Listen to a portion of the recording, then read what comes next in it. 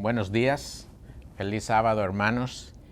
Quiero extenderles una calurosa bienvenida al comentario de la lección número 5 de este trimestre que se titula Solo la Biblia, sola Escritura.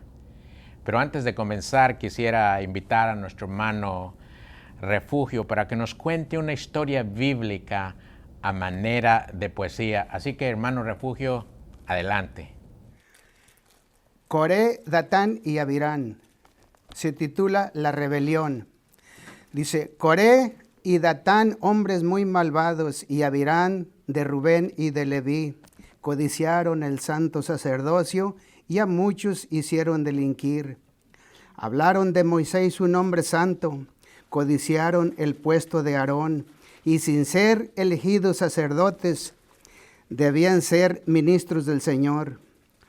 Pedían libertades absolutas, igualdad de los hombres ante Dios, que nunca se debía obedecer ni a María, ni a Moisés, ni a Aarón.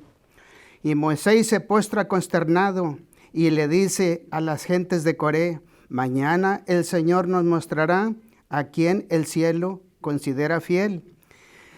Cual si vosotros fuerais sacerdotes, tomad un incienso cada cual, poned el sahumerio del santuario y ofrecerlo delante de Jehová. Aarón también traerá el suyo, con vosotros su incienso ofrecerá.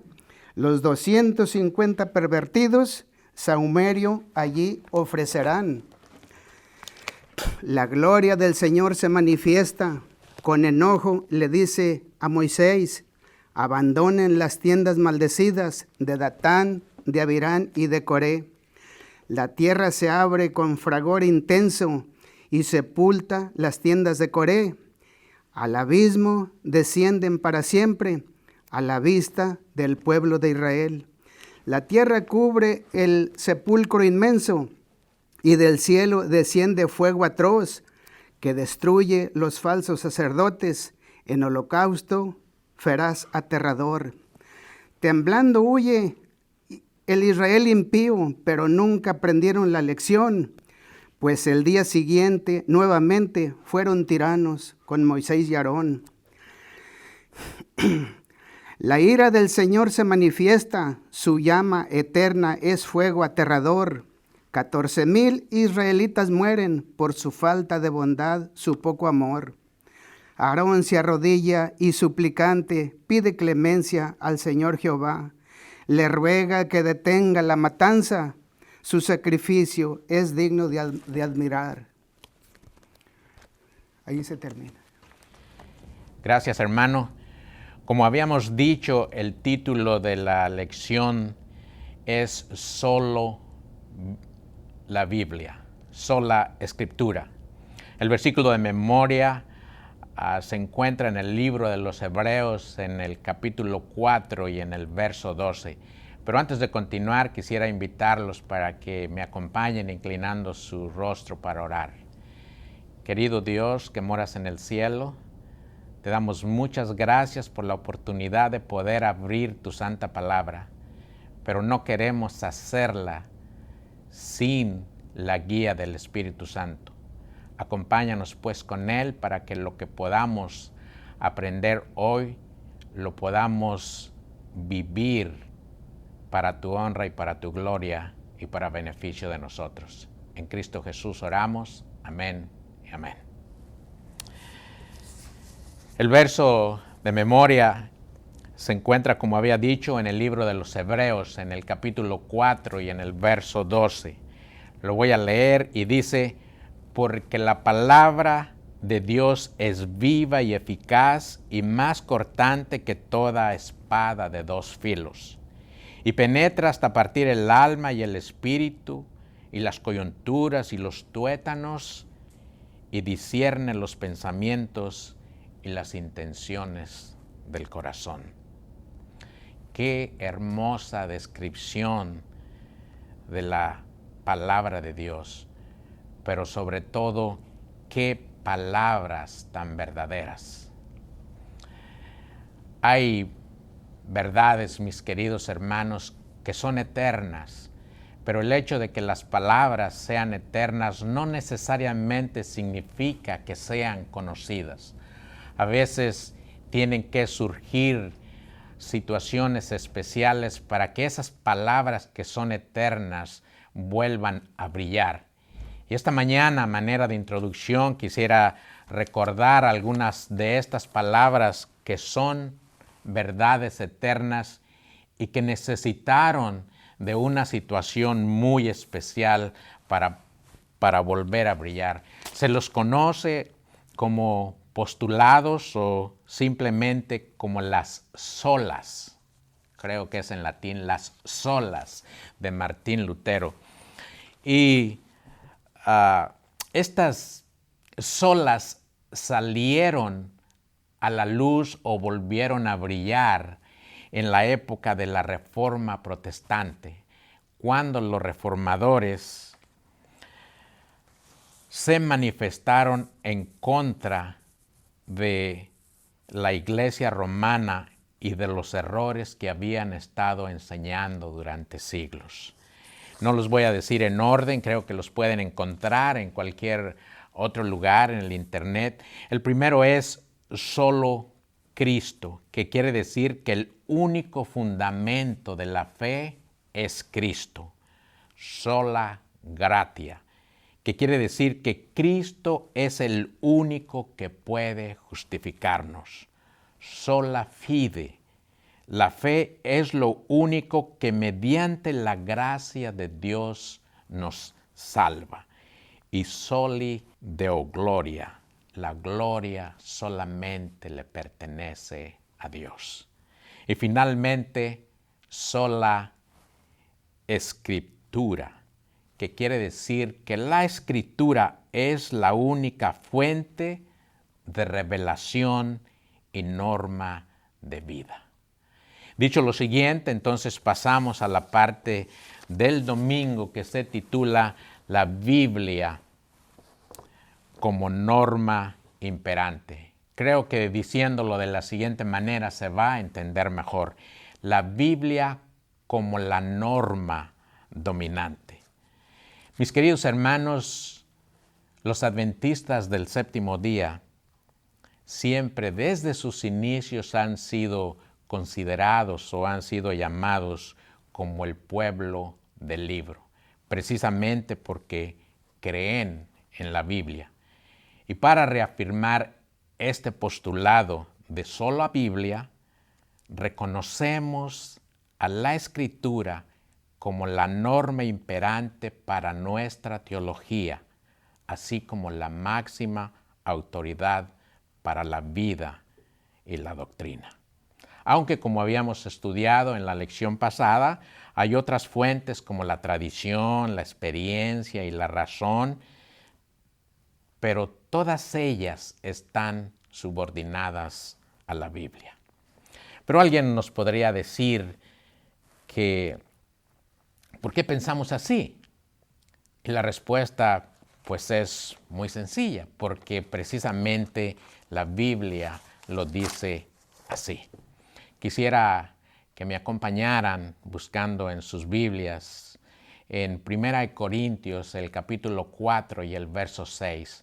Voy a leer para que tenga sentido lo que voy a decir. Voy a leer solamente la última parte del versículo 6. 1 Corintios 4, verso 6, última parte. Dice, para que nosotros aprendáis. Cuando el apóstol Pablo está hablando de nosotros, se está refiriendo a él y a Apolos.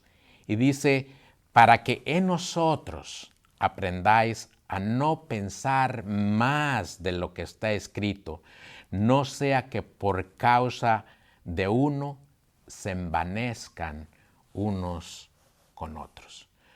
Por supuesto, también hay otros campos que arrojan luz sobre las Escrituras. Por ejemplo, la arqueología bíblica, por ejemplo, la historia.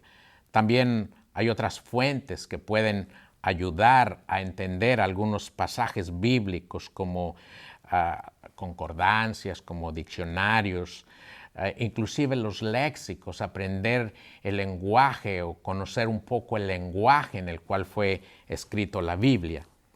Pero debemos de establecer siempre el principio de que solo la Escritura. Es decir, en un caso hipotético, que hubiera un conflicto entre estas fuentes y la Biblia, entonces la Biblia posee la autoridad que juzga a otras fuentes. Bueno, ahora vamos a pasar a la parte del lunes que se titula La unidad de las Escrituras. Voy a mencionar algunos aspectos que demuestran la unidad de las Escrituras. Solamente lo que yo pienso y luego vamos a ver lo que la Biblia dice acerca de la unidad de sí misma. Primero, haciendo un poco de historia, diríamos que la Biblia, la palabra de Dios, necesitó de de alrededor de 1500 años para ser escrita. Dicho de otra manera, transcurrieron 1500 años desde que fue escrito el primer libro por Moisés hasta el último libro que fue escrito por el apóstol Juan. Pero en todo ese lapso de tiempo, desde Moisés hasta el apóstol Juan, hubo otros escritores. En total, incluyéndolos a ellos, hubo 40 escritores. Pero hay algo muy interesante. Estos escritores, por supuesto, algunos de ellos no se conocieron entre sí. Pero todavía más interesante o más importante es que estos escritores tenían diferentes profesiones. Pero todavía más importante es que estos escritores mencionan, algunos de ellos, a otros escritores. Pero todavía más importante es que ninguno de sus escritos se contradice. Y yo creo que ninguno de los escritores se contradice por una simple y sencilla razón. Ellos solamente eran escritores, pero detrás de ellos estaba el autor. Y el autor es Dios. Y Dios es símbolo de unidad. Pero, ¿qué es lo que dice la Biblia en cuanto a la unidad de las Escrituras? Bueno, quisiera leer un versículo que se encuentra en el libro de Timoteo, en segunda de Timoteo, mejor dicho, en el capítulo 3 y el verso 16. Creo que es un verso muy conocido. Dice, toda escritura es inspirada por Dios. Bueno, el apóstol Pablo no podía haber sido más claro. No está diciendo que solo el Pentateuco, no está diciendo que solamente los Salmos, no está diciendo que solamente los escritos de los profetas, ni siquiera se está diciendo que el Antiguo Testamento o el Nuevo Testamento. No. El apóstol Pablo está diciendo que toda la Escritura es inspirada por Dios. Toda la Escritura es inspirada por el autor de la unidad. Pero el apóstol Pablo todavía va un poco más allá y dice, hay 4 aspectos o 4 beneficios que obtenemos al estudiar la Biblia. Dice que la Biblia es útil para enseñar, es útil para reprender y es útil para corregir y finalmente es útil para instruir en justicia. Yo no creo que haya un libro sobre la faz de la tierra que tenga la cualidad de poder inspirar a una persona a corregirse, a reprenderse, a enseñarla y finalmente a instruirla en justicia, que mediante el poder del Espíritu Santo nos hace aceptos ante los ojos de Dios. Bueno, ahora vamos a pasar a la parte del martes, la claridad de la Biblia. Es otra de las características que tiene la palabra de Dios, que es muy clara. Pero si ustedes no son diferentes a mí, seguramente cuando ustedes han invitado a una persona o algún amigo o algún familiar a que lea la Biblia, por lo general la respuesta que nosotros encontramos es que no le entiendo, es que necesito a alguien que me enseñe. Pero, mis queridos, la Biblia está escrita de una manera tan sencilla que tanto los niños como los hombres la pueden entender. Si ustedes recuerdan algún pasaje bíblico o algunas historias bíblicas, nos vamos a dar cuenta que había personas que venían con Jesús a preguntarle sobre algunos aspectos de la vida, aunque por supuesto había otras personas que venían con una intención mala de querer poner a Jesús en evidencia. Y las palabras de Jesús casi siempre fueron: ¿no has leído lo que la Biblia dice acerca de esto? ¿No has leído lo que hizo David, por ejemplo, cuando comió los panes de la proposición? Es decir, lo que está queriendo decir Jesús es que la respuesta a la pregunta que nosotros tenemos se encuentra en la Biblia. Hace unas semanas atrás estábamos estudiando acerca de la tentación de Jesús. Ustedes se acuerdan que en ocasión del bautismo de Jesús, el Espíritu lo tomó al desierto para ser tentado por Satanás. Y en las tentaciones que escuchamos de Satanás hacia Jesús, nuestro Señor Jesucristo siempre contestó con un escrito está. ¿Y dónde estaba ese escrito? Si es que lo estaba mencionando. Bueno, pues concluimos en el estudio que tuvimos en semanas anteriores que esos escritos se encontraban ya en los libros que había escrito Moisés y en el libro de los Salmos. Así que, mis queridos, la Biblia es suficientemente clara.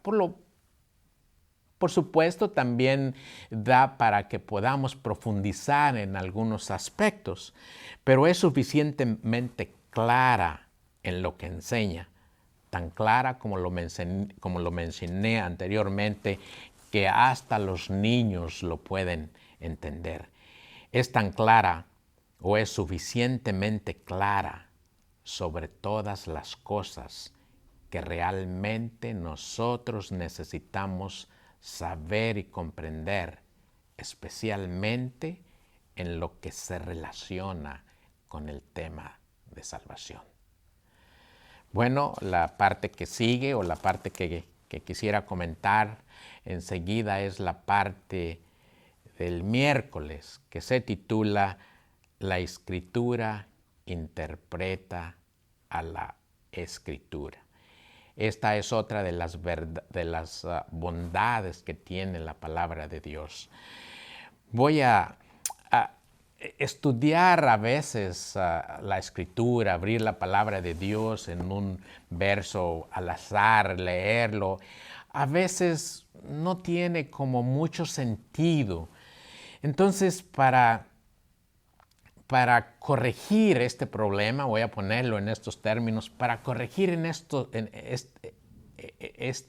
esta situación que pudiera presentarse, quisiera que tuviéramos un concepto general de lo que es la palabra de Dios. Y voy a mencionar algunas partes que estoy seguro que nos van a ayudar.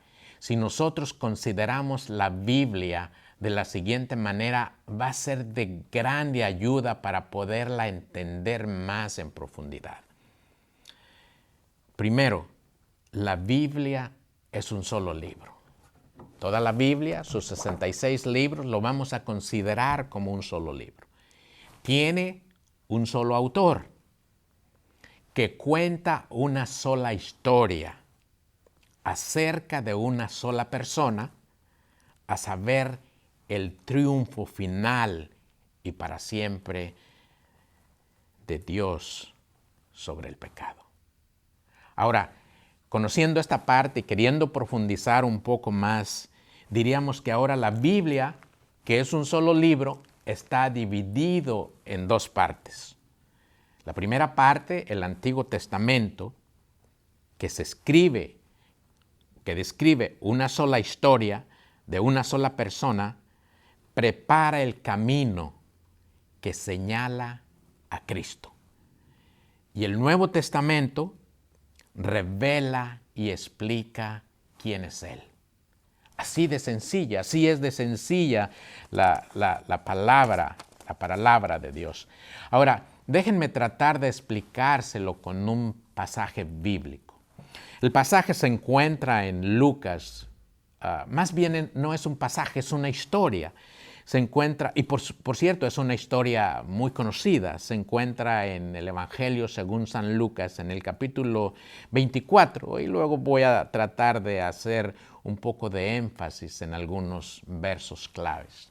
Pero cuenta la historia de dos discípulos de Jesús que iban de regreso a Emaús. Era ya un domingo, el día de la resurrección, y los discípulos estaban regresando tristes a Emaús, al lugar, creo yo, donde vivían. Pero en el camino empezaron a discutir entre ellos. Y en ese momento en el que están discutiendo, se les acerca, al parecer a ellos, un extraño, que en realidad no era un extraño, sino que era Jesús.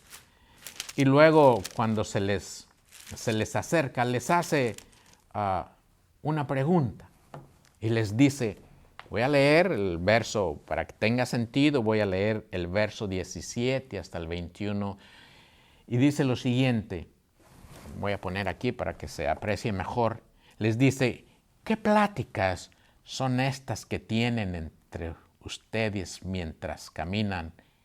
¿Y por qué están tristes? Respondiendo uno de ellos, que se llamaba Cleofas, le dijo, ¿eres tú el único forastero en Jerusalén que no ha sabido las cosas que han acontecido estos días? 19. Entonces Jesús les dijo, ¿qué cosas? Y ellos le dijeron, de Jesús Nazareno, que fue profeta, poderoso en obras y en palabra delante de Dios y delante del pueblo, como le entregaron los principales sacerdotes, y nuestros gobernantes a sentencia de muerte, y le crucificaron. Pero esto es lo más sorprendente.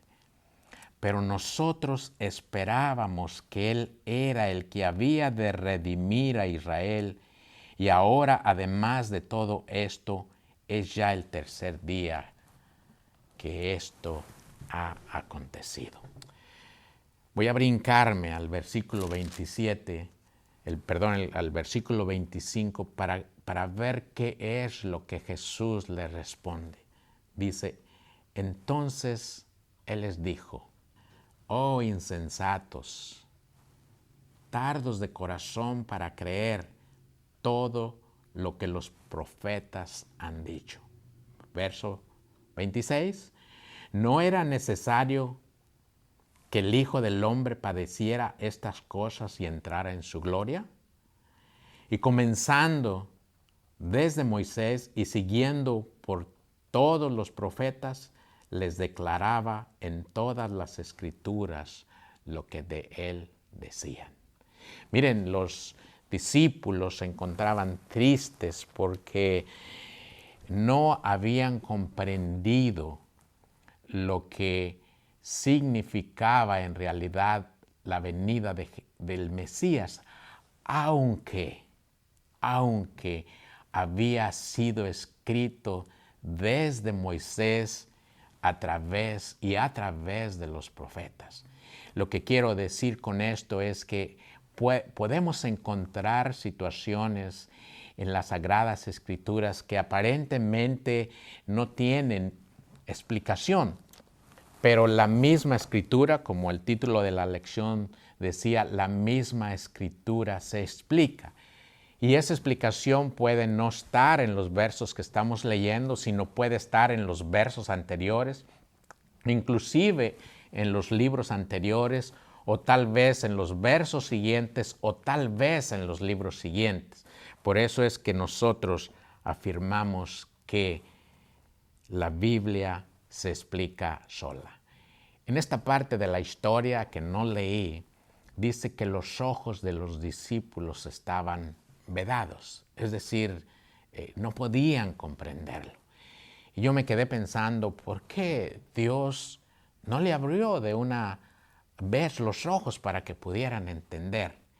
Y yo solo llegué a la conclusión de que si hubiera sido así, entonces ellos no se hubieran dado cuenta de la importancia de leer toda la Escritura para tener un completo entendimiento de ella. Bueno, creo que hemos terminado con la parte del miércoles, así que ahora vamos a pasar a la parte del jueves.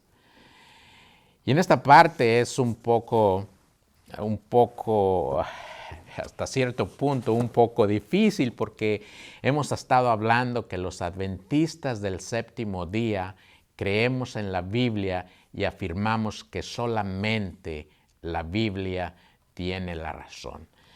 Pero, ¿cómo consideran los adventistas o cómo consideramos los adventistas los escritos de la hermana de White? Frente a la Biblia, por supuesto. Yo creo que lo más importante no es cómo consideramos los libros de la hermana White con respecto de la Biblia, sino más bien cómo considera la hermana de White sus escritos frente a la Biblia. Bueno, hay algunos pasajes que están, por supuesto, en la lección. El primero de ellos, en Conflicto de los Siglos, en la página 581, ella sostiene que la Biblia es la máxima autoridad y norma final para todas las doctrinas. Segundo, ella exalta a la Biblia como la única norma de fe y de práctica. Y finalmente quisiera leer lo que ella dice de sus propios escritos en Mensajes Selectos, que dice: mis escritos son una luz menor para guiar a los hombres y a las mujeres a una luz mayor. Mensajes Selectos, tomo 3, página 32. Para terminar, quisiera hacerlo leyendo precisamente para resumir lo que ella escribió en el libro El Conflicto de los Siglos, en la página 581. Yo creo que ella hace un resumen en unas cuantas palabras que deja bien en claro cómo considera o cómo consideramos la Biblia para nosotros.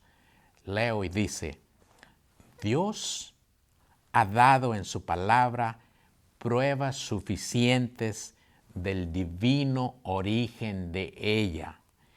Las grandes verdades que se relacionan con nuestra redención están presentadas en ella con claridad.